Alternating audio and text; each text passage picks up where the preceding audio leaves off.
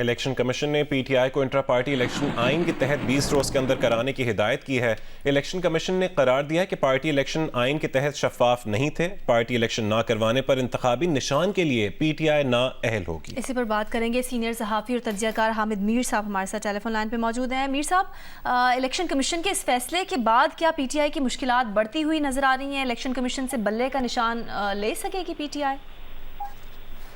देखें, ये जो इलेक्शन कमीशन ने जो पीटीआई को नोटिस दिया है, ये जो पॉलिटिकल पार्टीज रूल्स हैं 2002 के, उसकी जो क्लॉज 7 है उसके तहत दिया है, क्योंकि उसमें हर पॉलिटिकल पार्टी जो होती है उसने ये सबूत देना होता है इलेक्शन कमीशन को कि उसने जो इलेक्शन करवाया है वो वाकई एक इलेक्शन था और उसमें कैंडिडेट्स खड़े हुए थे और बाकायदा जो है वो उनकी राय शुमारी हुई है, वोटिंग वगैरह हुई है।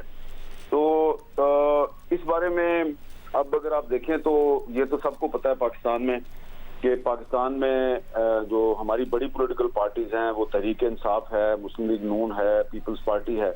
तो इन पार्टियों में कोई रेगुलर इलेक्शन तो होता नहीं है और इलेक्शन कमीशन को भी पता है। तो अब जब इलेक्शन कमीशन जो है उसने सिर्फ एक पार्टी के बारे में कह दिया जी कि आपका जो है ना इलेक्शन ठीक नहीं है, तो अब वो फिर दूसरी जो पार्टियां हैं उनको भी कहना चाहिए कि भी आपके भी इलेक्शन ठीक नहीं है।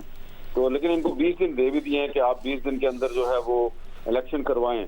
तो अब जब इलेक्शन इसी पॉलिटिकल पार्टीज रूल्स का जो एक सेक्शन है वो है 7, 8, 9, ये पार्टी इलेक्शंस के बारे में है, इंट्रा पार्टी इलेक्शंस के बारे में ये रूल्स हैं। तो इसमें ये भी कहा जाता है कि आप जो पार्टी का लीडर है वो उससे कहते हैं आप कि आप इंट्रा पार्टी इलेक्शन मुकम्मल होने के 7 दिन के बाद अपने हाथ से दस्तखत करदा एक सर्टिफिकेट जो है वो इलेक्शन कमीशन को देंगे कि जनाब ये हमारा इलेक्शन जो है ये फेयर एंड फ्री था। तो अब जो पीटीआई है उसका जो प्रेसिडेंट है या सरबराह है वो तो जेल में है और जो वाइस प्रेसिडेंट है वो भी जेल में है। तो अब इसमें देखना है कि ये जो इलेक्शन कमीशन ऑफ पाकिस्तान है वो किस तरीके से पाकिस्तान तहरीक इंसाफ को फैसिलिटेट करता है कि इंट्रा पार्टी इलेक्शन के लिए जो उनकी क़यादत गिरफ्तार है वो उसको कोई फैसिलिटेट करते हैं या नहीं करते, या वो किसी और अपनी जगह किसी और को वो इख्तियारात सौंपें और वो इलेक्शन करवाएं। तो बहरहाल ये पॉलिटिकल पार्टीज एक्ट और पॉलिटिकल पार्टीज रूल्स जो हैं दोनों के तहत हर पार्टी को अपने इलेक्शन करवाने चाहिए। और तहरीक इंसाफ की अगर कोई खामियां नजर आ गई हैं इलेक्शन कमीशन को तो बड़ी अच्छी बात है, लेकिन इसी किस्म का नोटिस जो है वो बाकी पार्टियों को भी देना चाहिए, क्योंकि सब जानते हैं ये कोई एक सीक्रेट नहीं है कि किसी पार्टी में भी इलेक्शन जो है वो सही नहीं होता। देखिए ना, पार्टी जो होती है उसको अपना मंशूर भी देना होता है और कॉन्स्टिट्यूशन भी देना होता है। तो जो तहरीक इंसाफ का कॉन्स्टिट्यूशन है उसमें प्रेसिडेंट का ओहदा है ही नहीं है, लेकिन परवेज इलाही साहब जो है वो प्रेसिडेंट है इस पार्टी के।